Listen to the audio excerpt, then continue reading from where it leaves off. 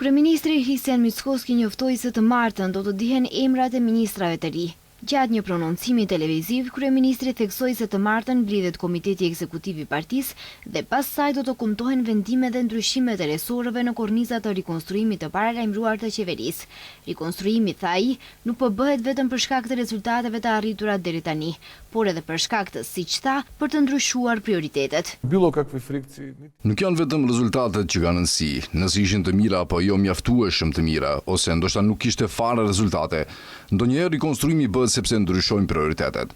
Ndoshta ato prioritete kishin një formë 2 vjet më parë, 2 vjet më vonë kanë një formë tjetër, dhe është logjike që partnerët e koalicionit qeveritar pas këtyre 2 viteve kristalizojnë prioritetet e tyre dhe ku mund të kontribojnë më shumë. I pyetur nëse do të përfshihet në rikonstruimin e qeverisë, ministri i Shëndetësisë Azir Aliu nuk dha përgjigje konkrete, vetëm theksoi se angazhimi i tij nuk është i lidhur me funksionin që e ushtron, por me dëshirën për të kontribuar në shoqëri.